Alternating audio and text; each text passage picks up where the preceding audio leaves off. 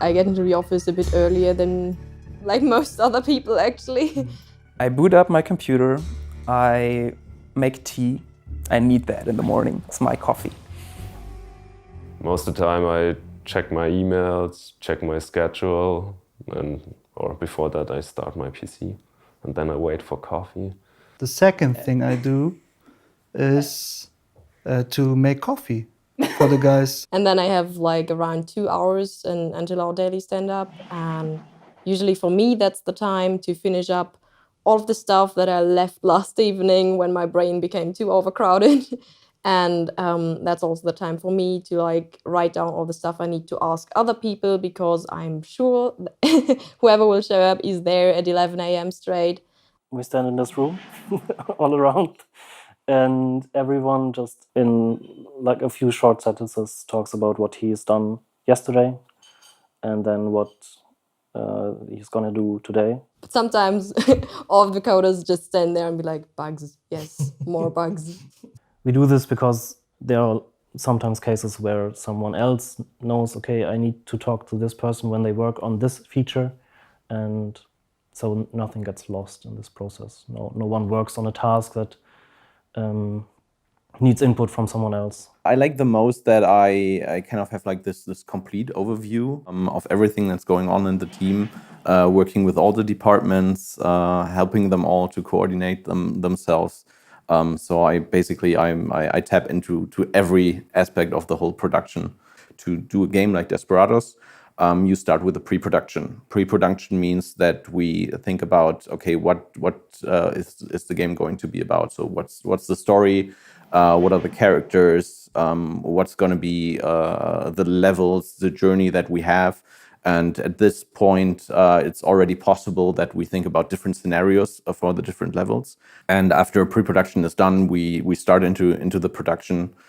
So basically, we're going into Unity, which is the game engine that the game is being built on. The workflow is like this. I get the block out from the level design department. They focus on the functionality and the setups. And then I'm the intersection to the art department. I try to make it look good, to make it look natural, to create believable environments. My job encompasses quite some different tasks like terrain texture creation mostly. I also paint the terrains by hand. I do place most of the assets in the game.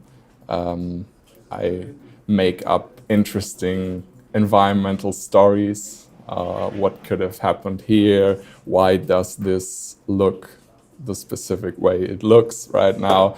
We even have a guy over here who got killed by a lorry at some point. That was my idea too. Just small things that make the environment believable and fun to look at. Obstacle's still sitting there, boss. I'm the narrative director, so my job is to bring the story together with writing, with motion capturing, with voice acting, with effects, with music. We're there from a very early stage, like selecting which levels are going to be there. In case of the bridge level, it was like we knew it was going to be centered around this bridge you had to blow up. We try to sequence things, try to build the story frame around it, and then when the next step comes with level design, when you have the actual level geometry and all that, and I'm spotting where can dialogue happen, what dialogue has to happen, where are the characters in the story, what kind of developments do I want.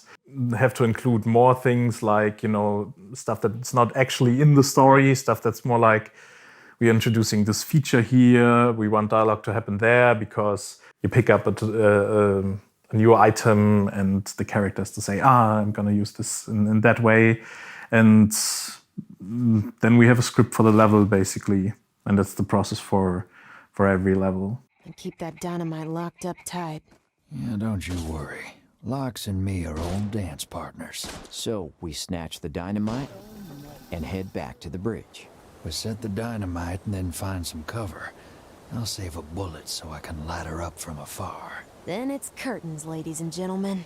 As a game designer, and especially in the director position, you work with everyone.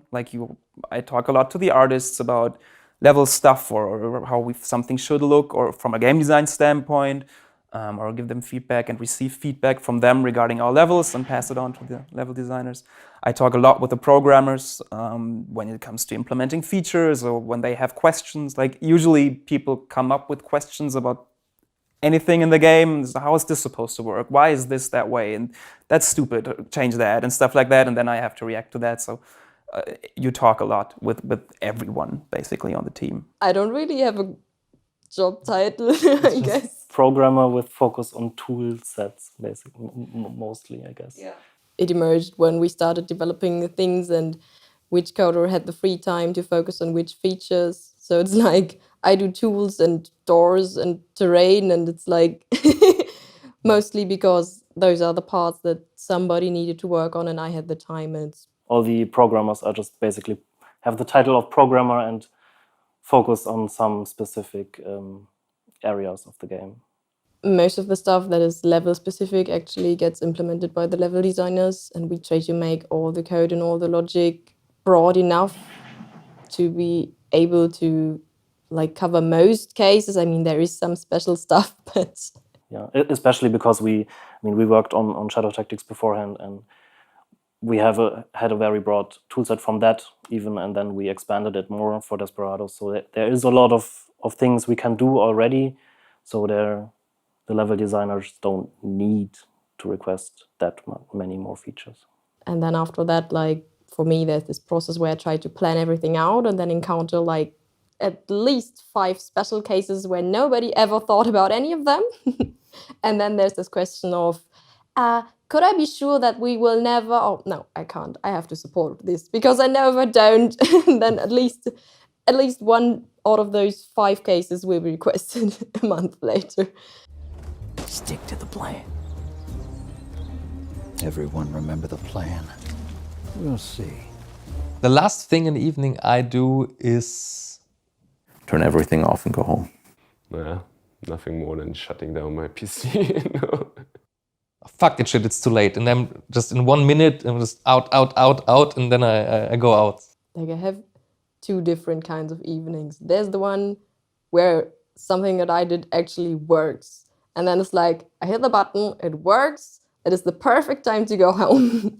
But more often it's like, nope, I cannot deal with this anymore. I'm gonna write down all of the stuff that I need to deal with, and I'm just gonna